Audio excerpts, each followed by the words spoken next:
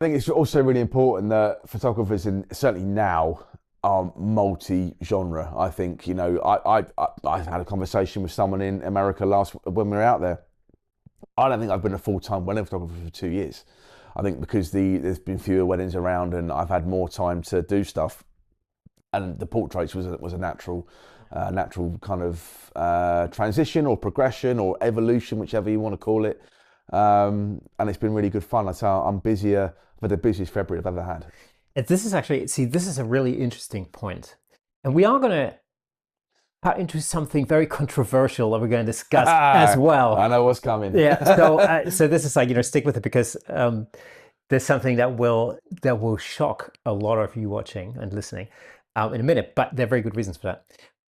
But one of the things that people often say is that in photography you have to specialize, right? You have to become the expert, the specialist in a particular genre. May that be wedding photography or portrait photography or headshots, right? Yeah, corporate headshots, sport, whatever. Exactly. And so the sort of the common lore is that the more you specialize, the more you can charge. Sometimes you do have to diversify in order to make your business work. Yes. What was the initial thing that the initial catalyst that made you diversify into portraits, for example? So I worked on cruise ships. Right. And there were a lot of portraits back then. So it's something that was almost at the genesis point for me 20 years ago. But it was actually working for Fujifilm. I helped launch the GFX 100 II back in 2023. And they got me in to speak to the technical specialists across Europe about how the camera works, to run a workshop. And I thought, great, I've done it before, no problem, assuming it was going to be weddings. And then I get to the House of Photography in Covent Garden, go downstairs, I went, yeah, you're going to be shooting in here tomorrow, which is their amazing portrait studio. I've gone, portraits? Sorry? I went, yeah, you're doing portraits tomorrow. And I've gone, oh, and I hadn't shot a portrait in 10 years. And then I had to very quickly remember how to do it. And I did the pictures. I looked back and I thought, actually, I'm all right at this. And then I just thought, again, having this space so empty for so long, I thought maybe I can do portraits in here when I'm quiet in the winter. And that was kind of the catalyst of doing it. And then this year being 2025, there's a lot fewer weddings around. So we've had to kind of ramp the portraits up a bit quicker to help plug that gap. And it's been something that, like, now it's absolutely chucking down the rain, but I can be in a nice warm studio shooting portraits, and it's a lot. I'm enjoying it a lot. Why do you think there's been sort of a dip in weddings? You can kind of, like, my diary will follow what happens in the world. So when we had the big financial crash in 2008, I had a very quiet 2010 and 11. When we had the recession in 2015, 2017 was quiet. COVID, the rules went out the bag. That was one of the things no one could kind of foresee. But we're living the results of what happened in 2022, and everyone just kind of thought, whoa, we're going to pump the brakes.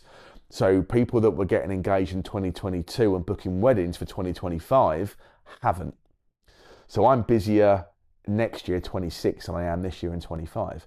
Everyone's just gone, you know what, we're just going to wait a year. And then, so that's the result of that. So yeah, you look back at if you have a quiet year, look back to what it was like 2 years previous and you'll find the answer. That's really interesting. Does that mean that, I'm just presuming or assuming, do you do engagement shoots and then people book weddings on the basis of that? Or no, I mean, don't get me wrong. If someone wants to come and book a wedding and they're on the fence, I'll say, you know what, I'll do an engagement shoot for you. Oh yeah, that'd be great. And they'll book in just to help give added value to that product.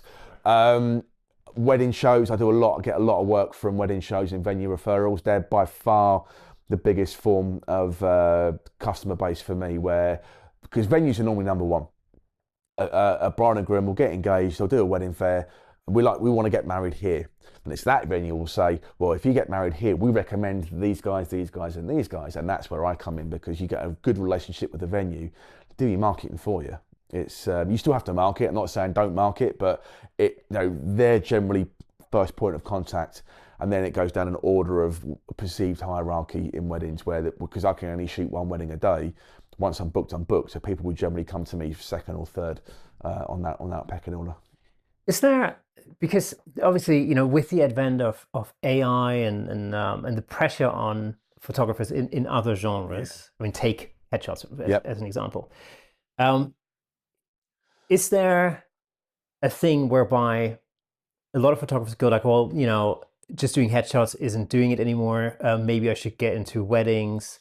Is there like an increase in competition level? Is that something you sense? Yeah, so certainly coming out of COVID, when people were sadly losing their jobs as a result of COVID, and the same happened in 2008 after everyone lost their jobs.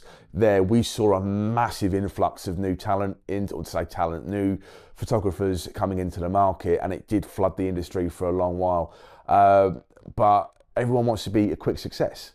And if you don't hit that success in 6 months, they give up and try something else, where this is a long game. As I said, you know, we're living the life of what happened in 2022. So we're, you know, best part of 2.5 years away from that. And it takes a long while to build that business up. So initially, yeah, there was, but we're finding now the content creator is now coming into it, where people are shooting on their phones and delivering images the next day. And that's the real challenge that we have as image makers, video and photography, because, you know, you can deliver a couple of files next day, but to deliver a whole gallery in 24 hours, unless you stay up all night, it's impossible. You mentioned video there, and this is another interesting aspect. You know, is there a thing where, you know, where video is becoming so much more of a force, you know, across social media, and the expectation when it comes to video has risen dramatically across all forms of media, actually. Is there a pressure on traditional wedding photographers to cover video as well? Yeah, I get a lot of requests for it. Hybrid photography, I think it will be the next big, or is the next big thing now. A friend of mine up north of England, he said the hybrid has saved his business. Whereas photography, he was doing okay, but now he offers video as well. And as you know, on digital cameras, you can just flick a switch and it goes to video, and it's seamless. The problem I have as a solo shooter, it's second guessing yourself. Is when do you switch from video to stills? If there's two of you, it's a lot easier. I know that you're shooting video, I'm shooting stills, then you just make a signal and you flip it and you get the different angle. But for me, as a solo shooter, very, very hard to kind of judge that. And so I will offer it.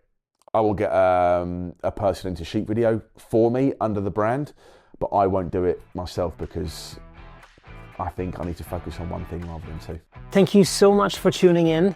If you enjoyed that clip, then press here for the full episode in glorious Technicolor. Hey, and don't forget to subscribe.